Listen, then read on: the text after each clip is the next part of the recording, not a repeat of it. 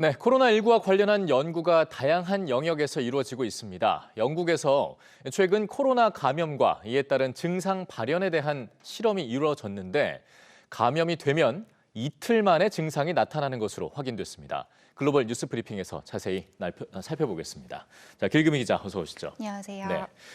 그동안은 사실 코로나 감염과 관련해서 굉장히 많은 가설들이 있었거든요. 발현이라든가 감염 잠복기라든가 이런 것들이 길고 뒤늦게 나타날 수 있다. 이런 얘기들이 있었는데 이번에 보고된 영국 연구 결과를 보니까 꼭 그렇지만은 않아 보이는데요. 그렇습니다. 연구진들이 코로나19 바이러스에 고의로 감염시키는 한 실험을 조사한 결과 생각보다 전파가 빠르게 이루어지면서 접촉 후 이틀 만에 증상이 확인이 된 건데요. 예. 영국 임피리얼 칼리지 런던은 건강한 18세에서 30세 남녀 36명을 코로나19에 일부러 감염시킨 뒤에 통제된 환경에서 약 2주간 관찰을 진행했습니다. 네. 이 연구에 따르면 알파 변이가 나오기 전 기존 이 초기 바이러스를 최소 분량으로 연구 대상들의 코 안에 뿌린 결과 절반인 18명이 감염된 것으로 확인이 됐는데요. 네. 또 이 코로나 증상은 약 이틀 만에 나타났습니다.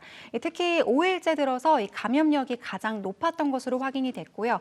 평균 9일 뒤까지도 이 바이러스가 계속해서 검출된 것으로 나타났습니다. 네, 변이 전의 바이러스긴 하지만 이런 연구 결과들이 나온다는 게 지금 어떤 의미가 있을지 좀 살펴봐야 될 것 같은데 일단은 증상 같은 경우는 보통 감기랑 좀 비슷하다고 하지 않았었습니까? 하지만 가장 크게 문제가 되는 건 뭐니 해도 폐 손상이었거든요. 연구 결과에서도 이렇게 나타났습니까? 그렇습니다. 대체로 일반 감기처럼 이 코막힘과 재채기를 동반하면서 목이 붓는 경우도 있었고요. 예. 이 몸살처럼 피로감과 열감이 동반되는 대상자들도 고루 있었다고 합니다. 네. 그러나 이 증상도 생각처럼 심각하지는 않았다고 하는데요. 또 이 비교적 젊은 층을 대상으로 이루어진 실험이어서 그런지 우리가 가장 우려하고 있었던 폐에 생긴 변화도 크게 없었다고 합니다. 네. 다만 이 코로나의 가장 대표적 증상 중 하나죠. 일시적으로 이 냄새를 맡지 못하는 증상들이 꽤 많았다고 하는데요. 이 실험자 가운데 13명은 일시적으로 이 냄새를 맡지 못했는데 이 같은 증상은 감염 후 석 달 정도면 정상 수준으로 다시 회복이 됐습니다. 예. 이 연구진들에 따르면 이 바이러스 양은 감염 초기에는 목에서 많이 나왔는데 이 시간이 지나면서 이 점차 코에 더 많이 분포돼 있는 것으로 나타났습니다. 네, 이런 연구 결과를 바탕으로 보다 좀 확실한 치료제라든가 이런 것들이 좀 빨리 좀 나와줬으면 좋겠습니다. 자, 계속해서 오미크론 감염 확산세 얘기인데요. 여전히 계속해서 그 범위를 확장해 나가고 있습니다. 그런데 이건 상황에서 이제 규제를 하기보다 유럽의 여러 국가들을 보면 지금 최근 들어 오히려 방역 조처를 해제하는 결정들을 많이 내리고 있거든요. 어떻게 되고 있는 겁니까? 맞습니다. 신종 코로나 변이 바이러스 오미크론의 확산으로 유럽의 확진자가 폭증하고 있는 가운데 오히려 방역 문턱을 낮추는 국가들이 속속 나타나고 있습니다. 네. 이 경미한 증상의 환자들도 많기 때문에 이 공존을 택한 것으로 분석이 되고 있는데요. 이 대다수의 나라들이 의료 체계 붕괴를 불러올 만큼 큰 위협이 아니라고 판단을 하고 있고 이에 방역 조처를 점차 완화하고 있는 상황입니다. 국가별로 좀 어떻게 바뀌어가고 있는지 한번 좀 자세히 좀 살펴볼까요?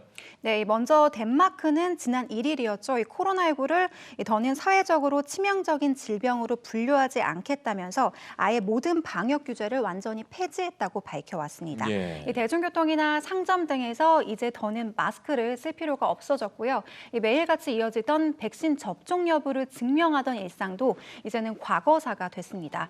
또 인구 500만이 조금 넘는 작은 나라인 노르웨이도 식당과 주점의 영업시간 제한 조처를 풀고 기존 오후 11시까지였던 이 주점의 주류 판매에 대한 시간 제한도 없앴습니다. 예. 오스트리아도 10시까지 이뤄지던 식당과 상점의 영업시간 제한을 자정까지 연기하는가 하면 오는 12일부터는 일반 상점에 출입할 때 필수로 요구되던 방역 패스 의무도 해제하기로 했습니다. 네. 다만 오스트리아는 백신 접종률이 미진한 점을 들어서 미접종자에 대한 벌금 제도는 당분간 유지하기로 했습니다. 앞서 유럽 내 코로나 확산 진원지로 꼽혔던 영국은 일찌감치 위드 코로나를 다시 꺼내들기도 했죠. 영국은 방역 규제 대다수를 폐지한 상황이고 아일랜드의 경우도 방역 패스 제도를 아예 없애기로 최종적으로 결정을 했습니다. 네, 정말로 위드 코로나를 실천하고 있다라고 봐도 과언이 아닌데 하지만 지금 WHO는 아직은 좀 시기상조일 수 있다 이런 발표를 한 만큼 우리는 보다 좀 신중한 입장을 취할 필요도 있어 보입니다. 자, 마지막 주제로 좀 넘어가 보겠습니다. 최근 브라질, 페루, 남미 일부 국가들이 OECD에 이제 가입 논의가 굉장히 활발하게 이루어지고 있거든요. 그런데 지금 걸림돌이 되는 것 같아요. 아마존의 열대 우림이 계속 파괴가 되면서 브라질은 아예 OECD 가입이 지금 불투명해지고 있는 상황이죠. 그렇습니다. 이 브라질에 속한 열대 우림이 최근 심각한 훼손 문제에 시달리면서 이 브라질의 OECD 가입에도 제동이 걸린 상황인데요. 예. 이 브라질 국립우주연구소는 어제 발표한 보고서에서 이 브라질 열대 우림 가운데 새롭게 드러난 파괴 면적이 360제곱킬로미터에 달한다면서 지난해 1월 수준보다 약 4배 이상 늘었다고 밝혀왔습니다. 네. 실제 이 브라질 소유의 열대 우림인 아마조니아 레가우는 이 브라질 국토의 59%를 차지할 정도로 그 범위가 상당한 것으로 알려져 있는데요.